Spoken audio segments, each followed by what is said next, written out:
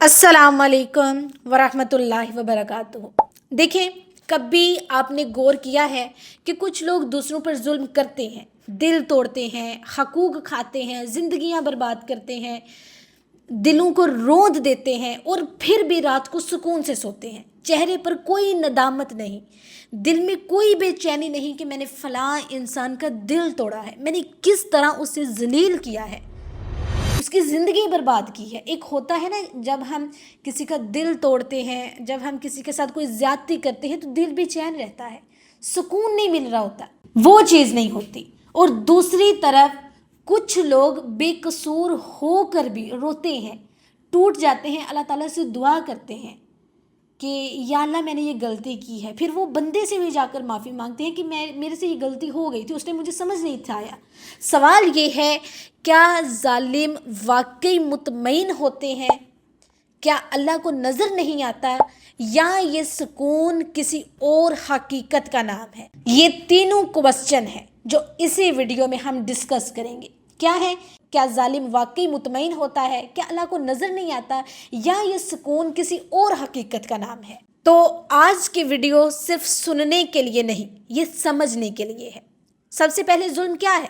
हम समझते हैं जुल्म सिर्फ ये है किसी को मारा जाए, किसी का माल छीना जाए। No, never. हकीकत कुछ और है कि जुल्म की शक्लें बहुत हैं। किसी का हक दबाना, किसी को बोलने ना देना, कमज़ोर का मजाक उड़ाना, रिश्तों में नाइंसाफ़ी और ज़ुबान से किसी को तोड़ देना।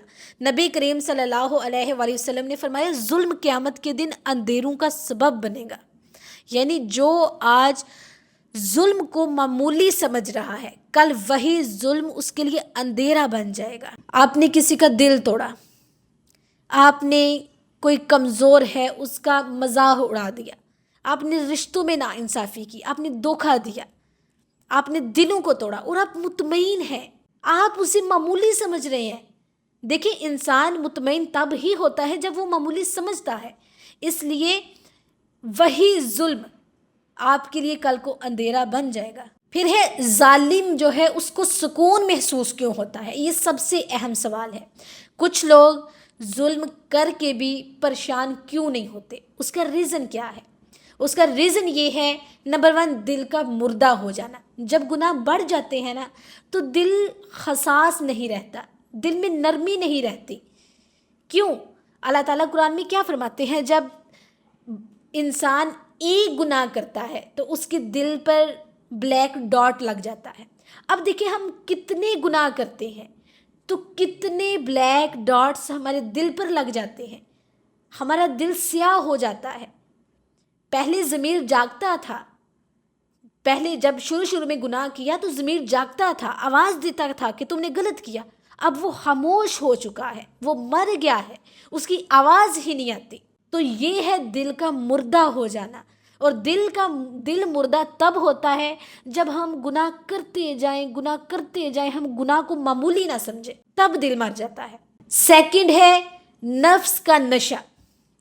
ताकत, पैसा और इख्तियार, ये इंसान को अंधा कर देते हैं। जालिम खुद को हर चीज़ से ऊपर समझने लगता है। यह है नफ्स का नशा। फिर है अल्लाह की मोहलत। ये सुकून अल्लाह की तरफ से इनाम नहीं है, बल्कि मोहलत होती है। जालिम अगर जुल्म करके सुकून में है ना, तो समझे ये अल्लाह ताला की तरफ से उसे मोहलत मिली है, उसे टाइम मिला है कि जो तूने करना है कर ले, एक दिन मेरे पास आएगा। ये सबसे खतरनाक चीज़ है। ये जो अल्लाह ताला की तरफ से मोहलत है ना, टाइमिंग है ना, सबसे खतरनाक चीज़ है। अल्लाह ताला हम सबको इससे बचाए, आमीन या रब्बिल आलमीन। इसके बाद एक और सवाल, मोहलत, अल्लाह ताला जब मोहलत देते हैं ना, उसके बाद बहुत से लोगों के माइंड में एक सवाल आता है कि अल्लाह ताला जालिम को फ़ौरन क्यों नहीं पकड़ता? ये सवाल अक्सर दिल में आता है, अल्लाह ताला फ़ौरन गिरफ्त क्यों नहीं करता? याद रखिए, अल्लाह की पकड़ देर से होती है, मगर शदीद होती है, सख्त होती है। कुरान हमें बताता है, अल्लाह जालिम को डील देता है, लिमिट देता है, उसे टाइम देता है, उसे छोड़ देता है, उसे उसके हाल पर छोड़ देता है, लेकिन छोड़ता नहीं। जब अल्लाह की तरफ से पकड़ आती है तो ना ताकत काम आती है, फिर ना ही कोई सिफारिश काम आती है, ना ही आंसू काम आते हैं। फिर चाहे आप گر گڑائیں، آپ سفارشی لے آئیں، آپ کچھ بھی کر لیں، جب اللہ کی پکڑ آ جائے تو آپ کچھ نہیں کر سکتے۔ تاریخ گواہ ہے، فرعون، نمرود، قوم عاد، قوم سمود، سب طاقتور تھے، سب مطمئن تھے، ریلیکس تھے، کتنے گناہ کیے ہوں گے، کتنا ظلم کیا ہوگا، اور کس طرح وہ مطمئن تھے۔ تاریخ گواہ ہے ان سب کا انجام کیا نکلا تھا؟ تباہی۔ پھر ہے مظلوم کی آہ۔ نبی صلی اللہ علیہ وآلہ وسلم نے فرمایا مظلوم کی بد دعا سے ڈرو، کیونکہ اس کے اور اللہ کے درمیان کوئی پردہ نہیں ہوتا۔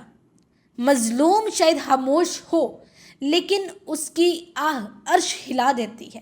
ظالم سمجھتا ہے کوئی دیکھ نہیں رہا، یہ تو مظلوم ہے، یہ تو غریب ہے، یہ کس کو بتائیں گے، کوئی ان کی بات پہ یقین ہی نہیں کرے گا، لیکن اللہ سب دیکھ رہا ہوتا ہے۔ اور یاد رکھیے مظلوم اگر صبر کرتا ہے نا تو اللہ خود بدلہ لیتا ہے، یہ بات یاد رکھیے گا۔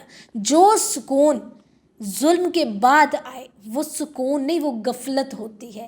یہ ایسا ہی ہے جیسے کسی کو زہر دے کر کہا جائے اب سب ٹھیک ہے، ٹھیک ہے نا۔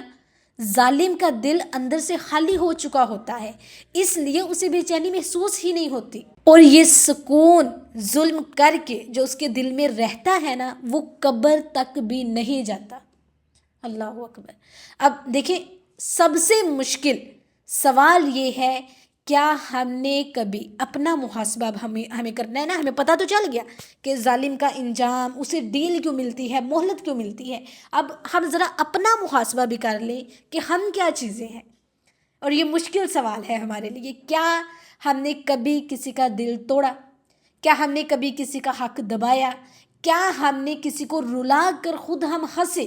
اگر ہاں تو خطرہ یہی ہے کہ ہم بھی ان لوگوں میں شامل نہ ہو جائیں جو ظلم کر کے بھی مطمئن رہتے ہیں، سکون میں رہتے ہیں۔ اللہ کو ظلم سے نفرت ہے، چاہے وہ کتنا ہی چھوٹا کیوں نہ ہو۔ ظلم کو ظالم مانے، جواز نہ دے، جس کا حق لیا ہے اسے لوٹا دے، معافی مانگنے میں دیر نہ کرے، اللہ سے رو رو کر توبہ کرے، یہ دعا مانگے کہ یا اللہ اگر مجھ سے کسی پر ظلم ہوا ہے تو مجھے معاف کر دے اور اس کا حق ادا کرنے کی توفیق دے دے، آمین۔ یاد رکھیے جو لوگ ظلم کر کے آج مطمئن نظر آتے ہیں نا وہ دراصل سب سے زیادہ خسارے میں ہیں، کیونکہ اللہ کی پکڑ جب آتی ہے نا تو کوئی بچ نہیں سکتا، اور مظلوم اگر اللہ کے حوالے ہو جائے تو پھر اللہ اس کے لیے کافی ہو جاتا ہے۔ میں دعا کرتی ہوں کہ یا اللہ ہمیں ظلم کرنے والوں میں شامل نہ کرنا، ہمیں مظلوموں کی آہوں سے بچانا، اور ہمیں عدل، رحم اور انصاف والا بنا دے، آمین یا رب العالمین۔